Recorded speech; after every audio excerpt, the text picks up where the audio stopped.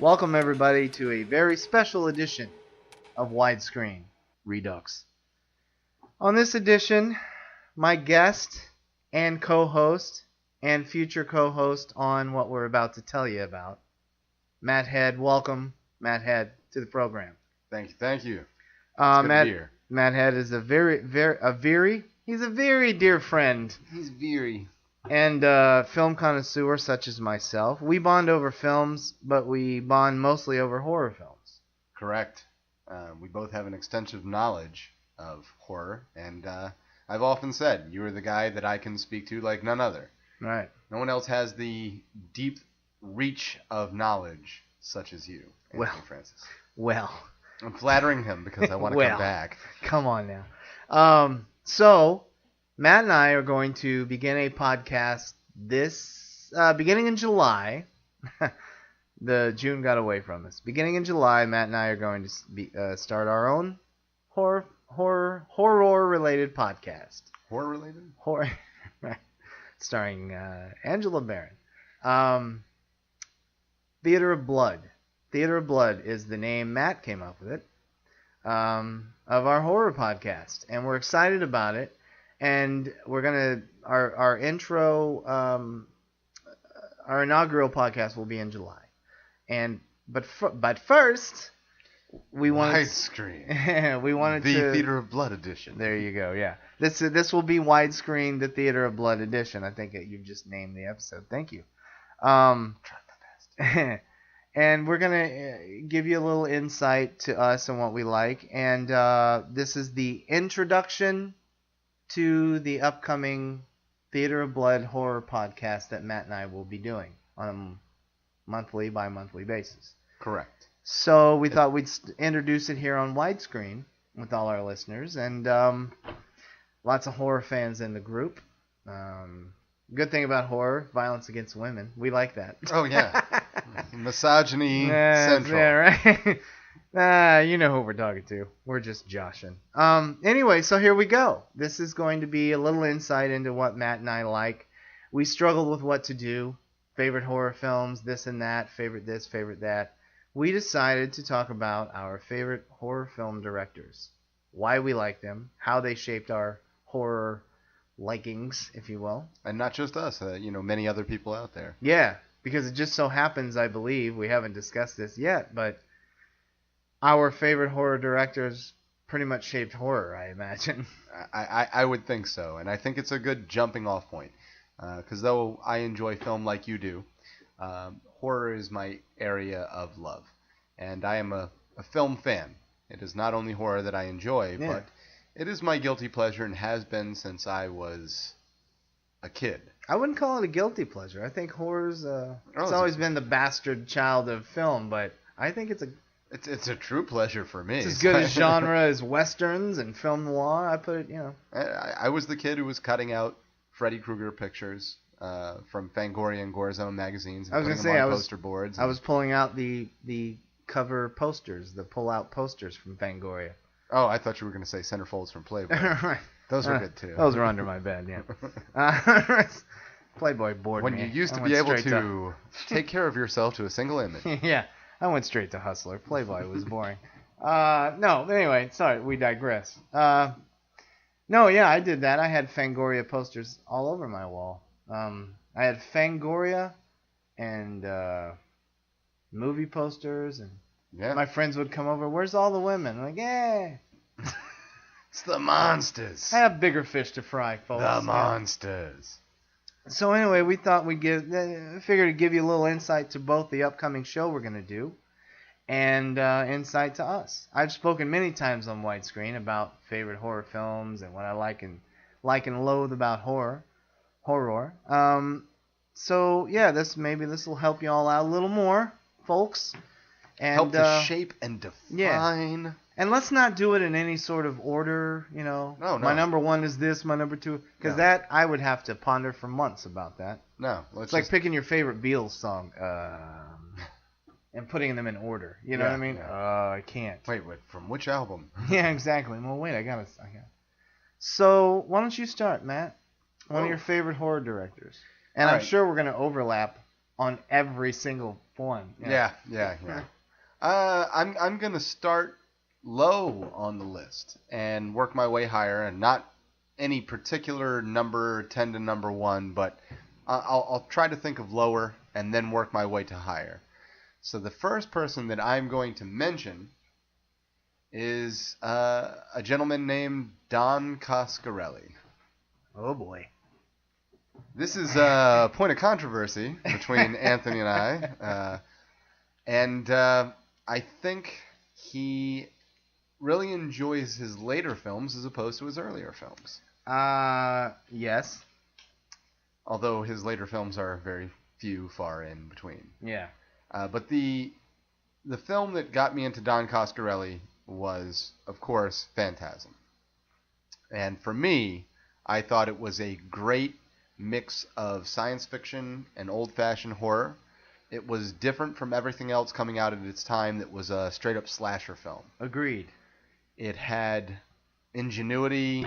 It had a kick-ass antagonist in the tall man. Yeah. Rest in peace. And, you know, the main characters you could get behind. You know, they liked cool cars. They played music sitting out front on their porches. They were real people. And I think that's what I identified with in that story. I don't hate Phantasm. I just think, and this is yours, so I won't hammer the point here, but I just never found Coscarelli to be a good director. You know, I think his pacing is off. Anyway, go on. I'm just telling you what I don't like him. I never found him good as a director. I don't think he had a good flow, and that was my problem with Phantasm. While this is a backhanded compliment, I would own it. It has enough good in it, but I was just like, man, I wish somebody else would have directed this screenplay. You know what I mean? I can hear you. Some things he does comes off as downright hokey. But for it to be his story, his launching ground, I thought he launched something in the horror industry that I still revere and I hold as a classic, which I can only say by now because, you know, when I think of classics, I still think of, you know, the old Universal horror movies. It's hard for me to see the stuff that I grew up with as classic. Yeah. It just shows that I'm old. Hey, watch it, Phil. I'm older than you. No, Phantasm. Can you hear me over there? Hey! Phantasm schmantasm. Veronica Lake. Now that was an actress. No, here's the thing. I recognize Phantasm's place in horror history. I think it's a good enough movie to own. It's a massively flawed movie. It's the only one of the series that I would own. And with the exception of, which you'll get to in a second, I'm sure, with the exception of his Masters of Horror episode, which is fantastic. On and off a mountain road. Yeah. A great Very episode. well directed, I might add. Correct. For that. But, yeah, Phantasm is a flawed, good movie. And there's another movie that he put out that I really enjoyed. It's better than Beastmaster. You and I were talking earlier today about the mix of horror and humor. And there is a film that Don Coscarelli did with the great Bruce Campbell. Bubba Hotep, right? That, I thought was a hit for me. I thought the humor it's all right. hit very well. It wasn't very big on the horror. It was more humor than horror. Yeah. But it's one of the iconic characters Bruce Campbell has played for me that I find as a favorite. Yeah, air quotes Elvis. Yeah, Elvis. And he's the real Elvis, not Sebastian Half. Right. And hey, what other movie in history has Ossie Davis playing JFK?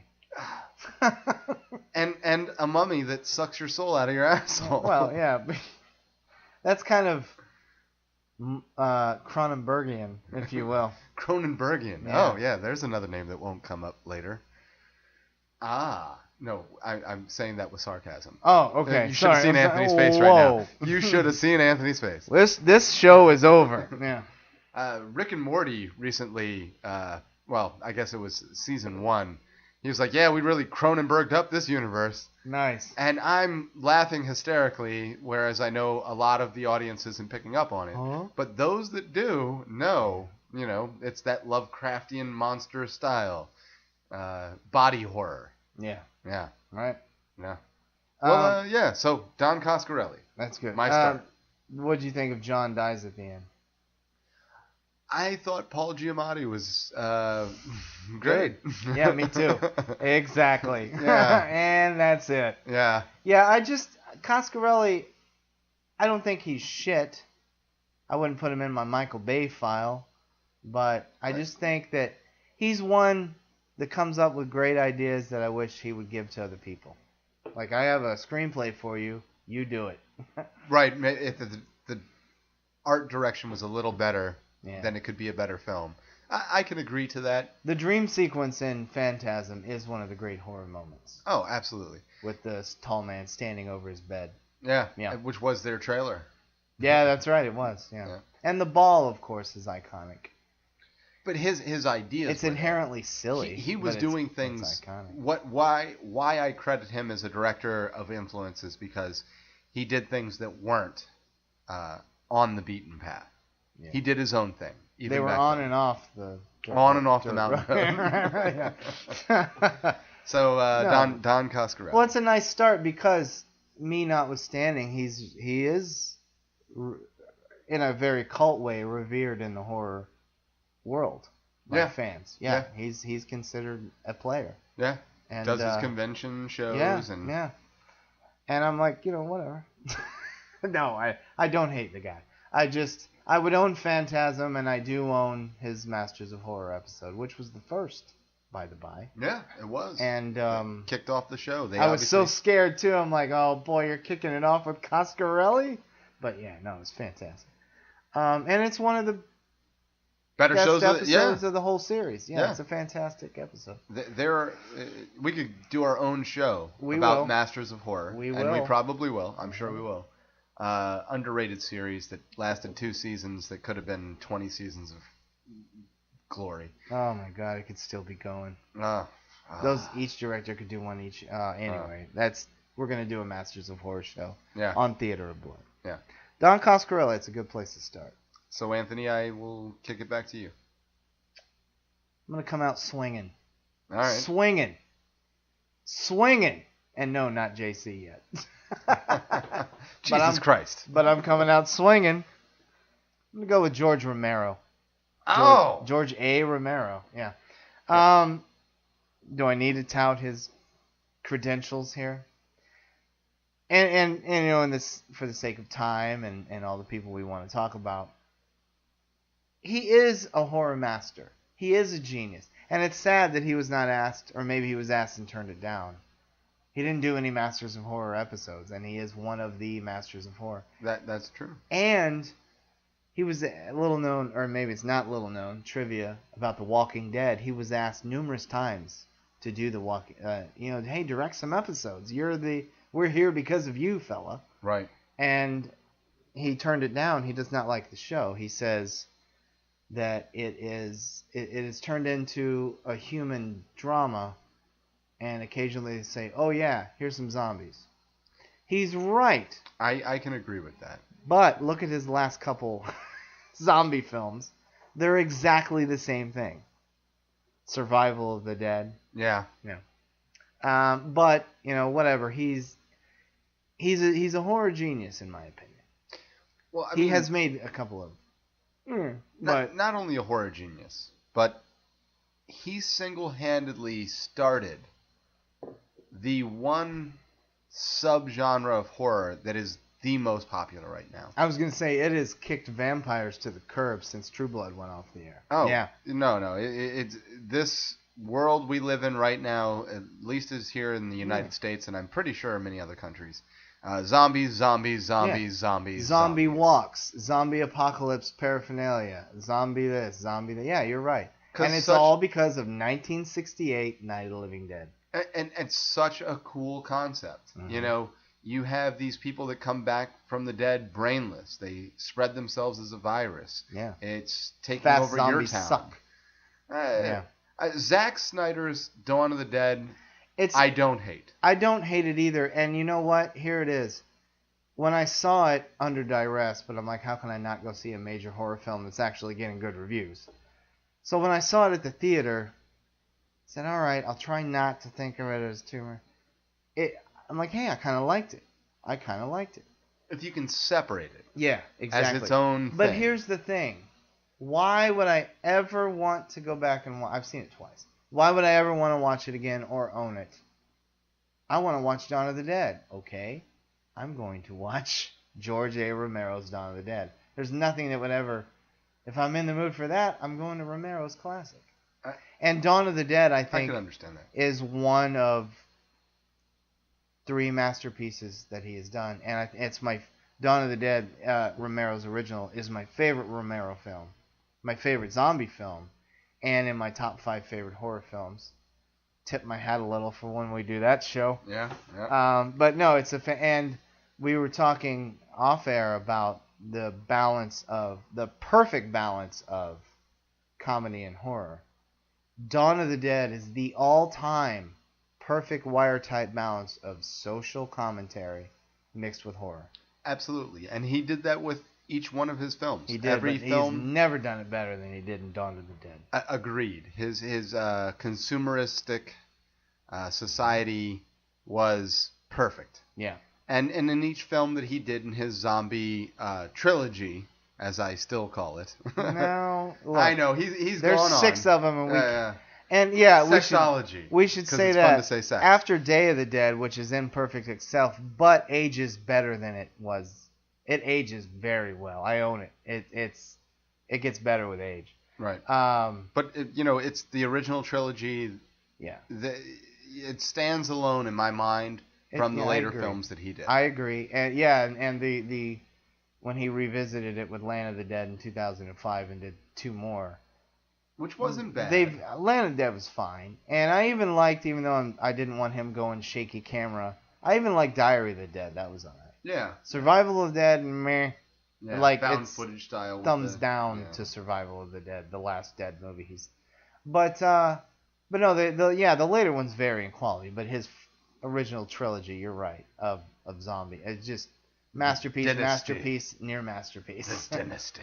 Yeah, and just very quickly, I mentioned 3 masterpieces: Dawn of the Dead, Night of the Living Dead, Creepshow.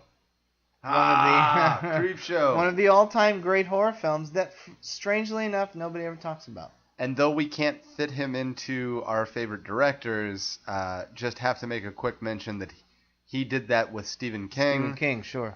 Their love of the old EC comics. Which we'll do a show on. And EC comics have influenced horror more than anything else other than Universal horror, I think. Right. EC Comics created that whole style of, if you're a bad person, you're going to get your comeuppance at the end. Yeah. Anthology horror. Short stories, that horror doesn't have to be this big elaborate movie every time. So great. And they started it. Yeah. They really did. Creepshow.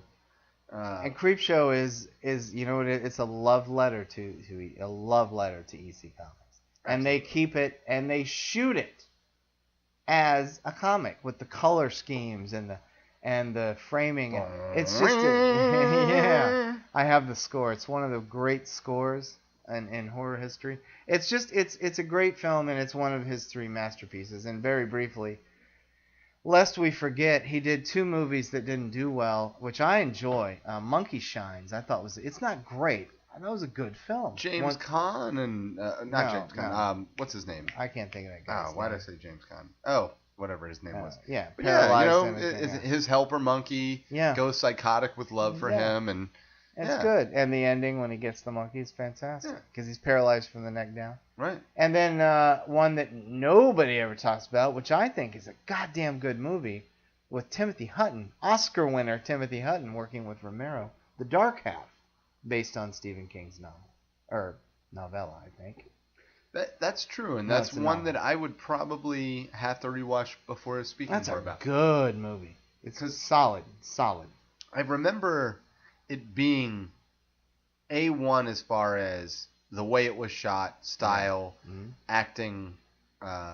Everybody played their part very well. Uh, I think it fell at a time that I wasn't paying too much attention to it. So I would need to rewatch it when I have a mind for it. It also didn't do well at the box office, but it did well at home, which is what happens a lot. And it was also at a time, it was the early 90s, where horror was on its way out before it was rejuvenated with Scream, of all things. Mm. But, so people weren't going to horror films back then. But I think speaking it's a of fine psycho film. stories, Martin. Oh, Martin. How dare I forget Martin and the Crazies. And Two the Crazies. early... And the Crazies. Two early... sorry, folks. They're calling in. Two very early Romeros that are really cheaply done because he didn't have a budget. But especially Martin. They're fantastic films. Yeah. Martin, a air quotes vampire tale. Yeah. yeah. And it's his whole obsession with vampires and telling it as a story of a psycho as opposed to a story of an actual vampire. Yeah, exactly. I thought was novel. Oh, yeah. And he did that very often. Considering that he did the first Nightmare on Elm Street. Night of the Living Dead. Yeah. Based off a quasi-vampire story. Yeah. He was very influenced by a little book called... Oh, Anthony doesn't have it. It was made by Will Smith later on in life. Oh, yeah, that's right. Sorry. I Am Legend. I Am Legend. Yeah. And he took this story of vampires and the way that virus spread. Last Man on Earth is the best version of that with Vincent Price. And it's really cheap, but it's better. And he slowed it down and he created zombies. Yep. And now it's, everybody loves them. Yeah. And they're dead. They're all messed up. Yep. Anyway, yeah, Romero. I kind of came out, as you can tell, because we spoke longer on him. But yeah, he came out of the gate swinging on that one. But yeah, less people forget very quickly, and then we'll move on. When people say Romero, they say, yeah, the zombie films. And yeah, he's the godfather of and has made the only masterpieces of that genre. And had military people and police willing to lend themselves to his But he has for also free. done, lest we forget, The Dark Half, to a lesser extent, Monkey Shines, Creepshow, masterpiece, Martin, The Crazies. When you say The Crazies, everybody's, oh yeah, that movie with Timothy Olyphant. No, that's a remake of yeah. He's Deadwood? He's right. He's a masterful director, and he always will be. I hope he can go back to that splendor before he goes. He had a stroke a couple of years ago, but he recovered. He's recovered. But yeah, I hope. And the bad thing, and for some reason, even in today's, horror-loving world, he still can't get full studio backing.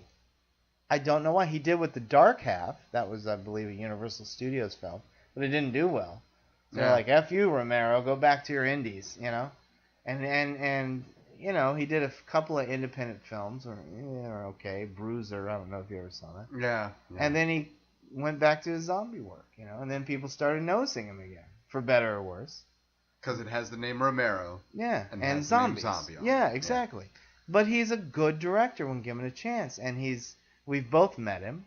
He's a jovial guy, and he knows his shit. Well, I can speak personally about my meeting with him. I had gone to a horror convention, spent all my money down in the trades room, as many we of us all do, yes. And by the time I came up and the long line had dissipated, that I would be willing to wait to talk to somebody because I make it a point that I love these people, but I will never put them above me. They're still people. They're people. Great. They're awesome. We're never the fanboys. Yeah, I'm never gonna wait in an hour line to meet you. Yeah, sorry, exactly. You're not that cool. But he is, and and I did. I did come back up periodically, waiting for that line to dissipate, and finally it did. And end of the day, I walk up and I walk to him and I say, "Hey George, I'm sorry at this point. I've no money left. I just wanted to shake your hand and say, you know, thank you." And he was like, "Oh, you got something for me to sign?" And his PR guy walks over to him like, "No, he just said he doesn't have any money. He doesn't have any money." And he waved him off. He goes, "You got something for me to sign?" And he signed my poster, free of charge. That's awesome. And I thought it was so cool. I've always so loved humble. that. I've always Yeah. loved. That's a great George Romero story. I've always loved when you told me that. Yeah. And that speaks to the man, I think, too. You know. Yeah, he's there for the fans. Yeah. He And likes the here's mutual the mind. thing, very quickly.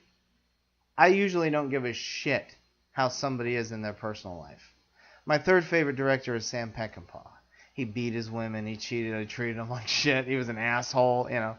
But a masterful film director. Yep. I don't give a fuck what you do on your off time. Wow me on the screen when I pay my money, you know. Get some William Holden, a Gatling gun, and mowing down some Mexican soldiers, and I'm in. Yeah, put Chris Christopherson and James Coburn in a movie and have Bob Dylan do the music. Just give it to me, Sam. All good. But and a lot of people, you know, my favorite actor is Sean Penn, and people say, "Oh, he's an asshole." I don't give a shit, you know. Yeah. But that's the thing. That's the difference with the horror community. Horror directors, filmmakers, actors, with the exception of Tom Savini sometimes, really love their fans, really, you know, embrace their fan, and embrace the fact that it is a subgenre. It is the redheaded stepchild of the film world, horror. Right. And there's something, it's like heavy metal fans, you know? They're embraced by the musicians, you know, and it's the same with horror people. And it's great to hear a story like that about somebody. Yeah. Like George Romero is one of the Scorsese's, Coppola's, Spike Lee's, Peckinpah's of his genre. Yeah, and it's like the opposite experience I had with his main makeup effects artist for Dawn of the Dead, Tom Savini. And I will not talk trash about you, Tom. It could have been a bad day. You didn't have your coffee. He apparently Somebody has rubbed a you lot wrong. of them. Yeah. But you were a little short with me when I met you, and I was like, "Hey, same thing. Hey, I spent all my money. You weren't even on the bill. Why weren't you on the bill? You're Tom Savini." And he was like, "Yeah, that sucks. Move on, buddy." And I'm like, "Oh, yeah." Hey. He did put out a statement very quickly, Tom Savini, 2 years ago. A long statement on his Facebook page to his fans, apologizing for all that stuff. He said that it got to be too much. He was, you know, he doesn't get the work he used to because of CGI, and he became a grump over the years and was resentful of having to make a side buck at the conventions, and so he was. A lot of people say just skip Tom Savini's table because he's an asshole, but he went on to say, more eloquently than I'm saying now, but he went on to say that he has come to realize and embrace well, whatever it is now, it was this then, and I was a part of it, and because of this, I have you people as my fans, and you're here to see me, and he promises to now forever be gracious. So we'll see. Yeah. I have purposely never tried to get an interview with him. I've purposely never gone to his table at conventions because of his reputation. But who knows? We'll see. I can only speak to that. And, you know, he wasn't a straight dick. He was just dickish. I understand. But we love you, Tom Savini. Yeah. We love you very much. I can understand that life beats you down. Yeah. And sometimes you're not in the best of moods. We need to do a horror film, and we need to have Tom Savini and Rick Baker and Rob Bottin do our effects. Oh, that'd just be a dream. We need to get that Kickstarter started immediately. But moving on, that George Romero, there's my out of the gate. Okay, so George Romero out of the gate. So since you swung for the fences, I'm going to swing for the fences next. Okay. I was going to uptick, but now I'm just going to drop my bomb. One of my favorite directors of all time. Can I take a guess? Yeah. Brazzi. Yeah. Is that what you're dropping? Yeah, you know. Yeah, right. He knows it comes from the right era, the right region. Dario Argento. Dario Argento. I'm going to be your Ed McMahon. Dario Argento, yes. I first saw Suspiria, and I have to give credit to, I don't know if this is okay, but Netflix, back in the day, you could get almost everything on a DVD sent to you. Before they ever had their media streaming, it was always you select it on your computer and they send you the DVD as a rental, you watch it and you send it back.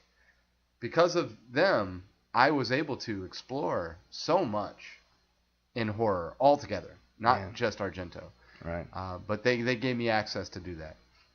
And the reason I watched Suspiria was because I saw an old documentary the Sci-Fi Channel put on called Boogeymen, hosted by Bruce Campbell. Yep, I saw that too. And they had a segment with John Carpenter. And John Carpenter is the man. The reason that his initials are JC is truthful. Right, yeah. I what do JC pray to do this you man. pray to, Carpenter? Yeah.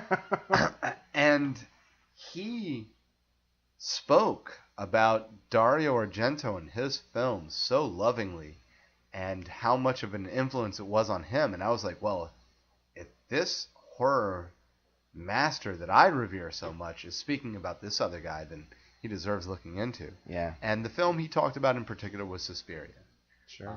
Which is maybe number one in my book. Oh, don't tip your hat, but I think I knew that. I don't know. I am fickle with my number ones and number twos. I try not to define them. I know you're very good at laying out your list. I can and always your do line. my top threes, no problem. Right. Everything else flips around on Right. any list. Yeah. Right.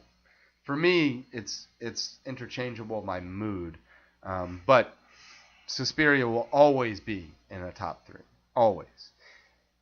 And upon discovering his visual style, his abrasive use of music, and just utter uncomfortable violence, it scarred me in such the great ways in horror. Yeah. And I have been an Argento fan ever since, and I've proceeded to go on and look at all of his works. Oh yeah, which are extensive. I was just saying we can't speak on every one of them here.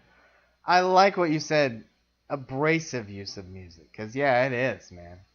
It is. It's like and to not strumming of guitars. Yeah. It's not operatic. It's not strings. Or springs. Or springs. And he brought in Goblin to do this amazing soundtrack, and you worked with them on a equally as amazing film, Profondo Rosso or Deep Red, a few years before he did Suspiria, and they started their love of music and movie marriage then, and Goblin has had a whole career thanks to Argento. It's one of the most perfect. I put their collaborations, Argento's images with Goblin's music. I put their the importance of their collaborations to Argento's films side by side with Leone and Morricone for the spaghetti westerns. Yeah. Yeah. It's that kind of combination. Pivotal. Yeah. Sure. Yeah. Yeah, I mean, like like what you just did. You know what that is. Everybody knows what that is. Oh yeah. You may not know what movie it is when you hear some Goblin, but you're like, I think that's an Argento film. You know what I mean? Yeah. With the exception of Suspiria. Horror fans know Suspiria when it starts. Like one of the best soundtracks of all time. Yeah. I saw Goblin live 3 years ago, and that was their big finale, the Suspiria soundtrack. Once just the opening ding ding ding, the crowd acted like Michael Jackson just walked out on stage. They went bananas. Don't stop till you get it. Yeah. And then Goblin was moonwalking, and no, it just horror fans know, God damn it. You know what I mean? Sorry, That's Suspiria. I'm still laughing about Goblin moonwalking. Yeah, well, especially if you would have seen them how they look now. Yeah, you laughed. What? I'm moonwalking. Grazie. No, you're right. Argento's one of the best. He has influenced more horror than American film fans know. Oh yeah. He was an influence to the directors that influenced you. Giallo, which stands for yellow, because that's the type of print that they would put the books out in early, of these very dark, almost mystery stories, but bordering on horror, is a genre that he owns. He invented it, owns film-wise, and owns it. Yeah, owns it.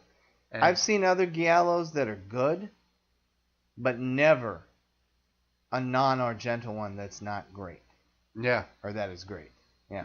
Argento has made the only great and couple masterpieces of the Giallo genre.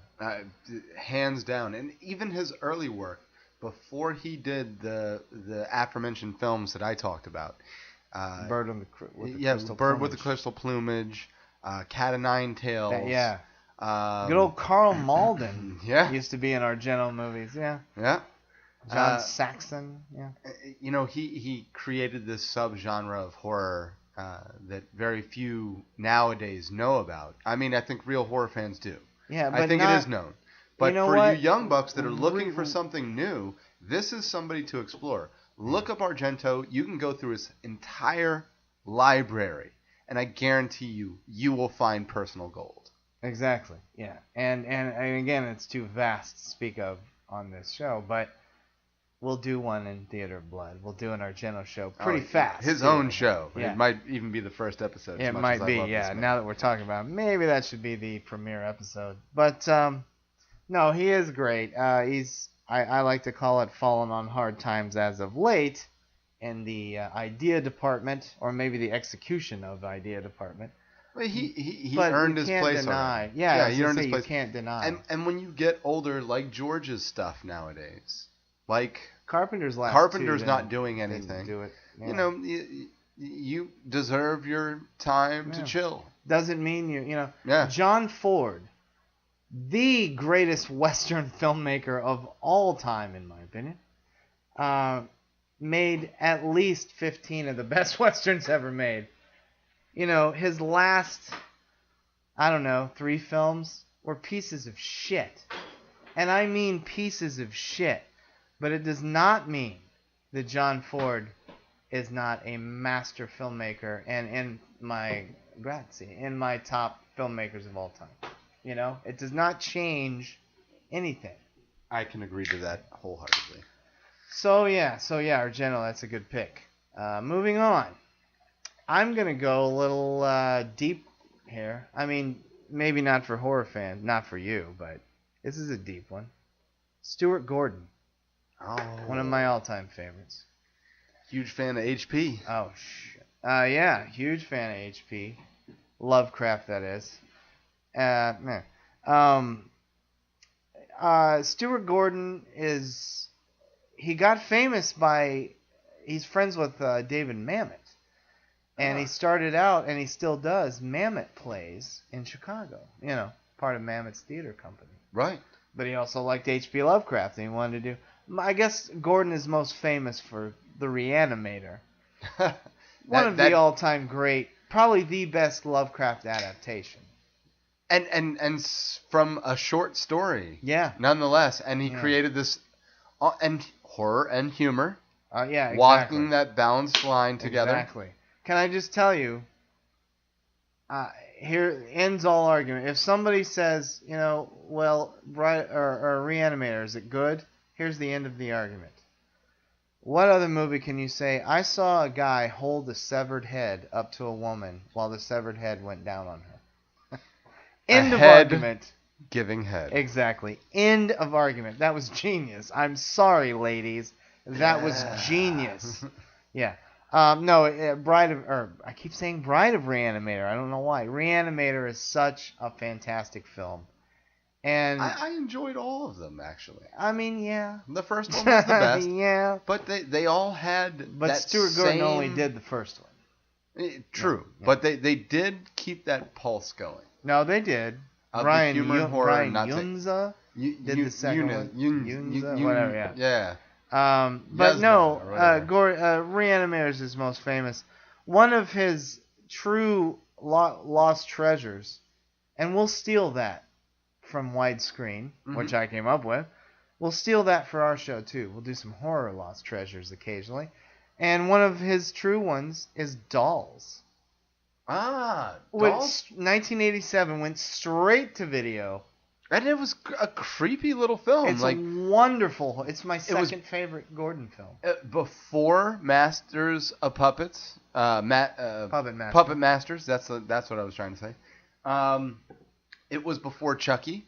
It was before many of the doll movies came out. It was creepy dolls, but it wasn't in a fun, laughy, like Chucky way. No offense, Tom Holland. Right. I love Child's Play. Yeah, your car breaks down. You end up at this old mansion, and this mansion has a lot of dolls around. And then you discover, hey, there's something else to these dolls. Exactly. Yeah. And it's creepy. It's filmed. It's very you will hear this over and over again on both Widescreen and Theater of Blood.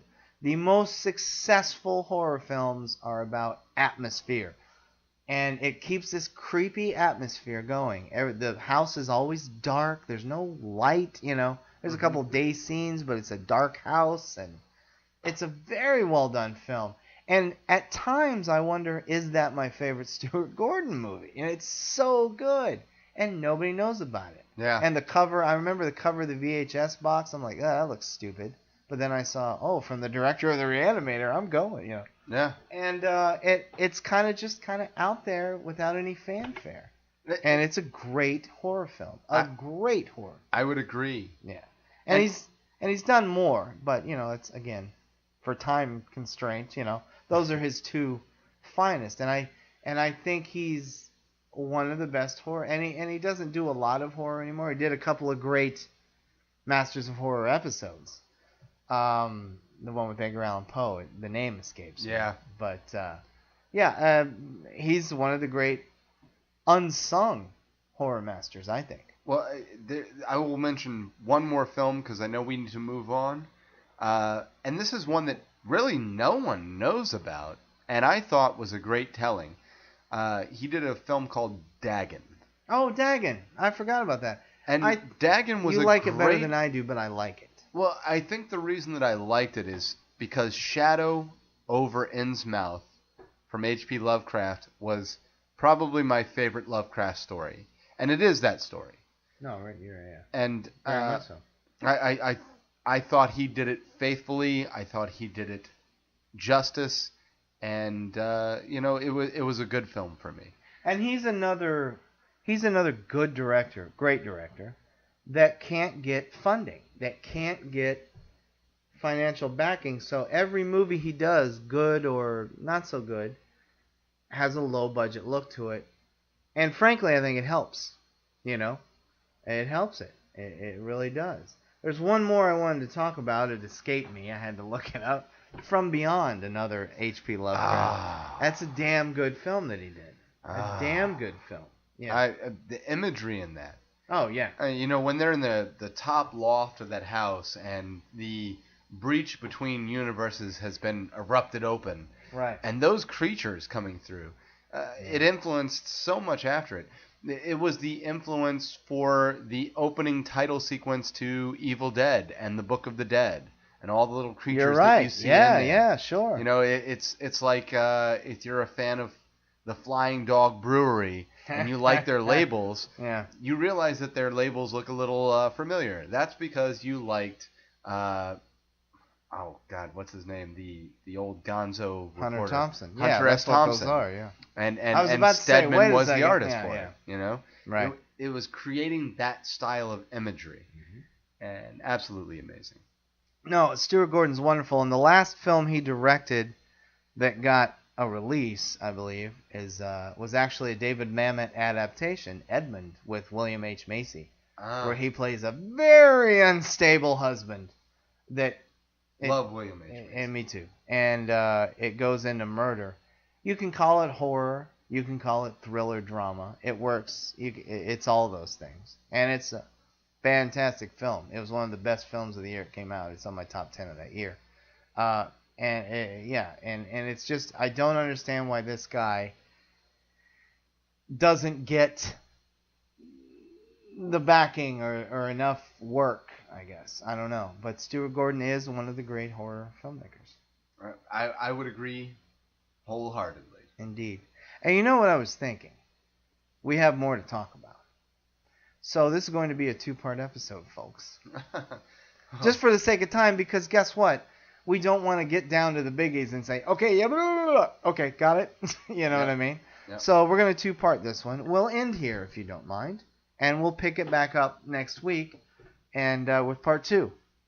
Sounds good to me. And I appreciate being back. Of course. Anthony, I can't thank you enough for having me on. Always. And I can't wait for our show to jump off next month. Nor can I. And I can't wait for you to be back next week with part 2. Awesome. All right, man. This has been our Theater of Blood introduction episode of widescreen. Under the widescreen banner. So we'll see you next week with part 2. I'm Tony, and this has been Mad Head. Thank you so much for being here. Thank you, guys. All right, bye.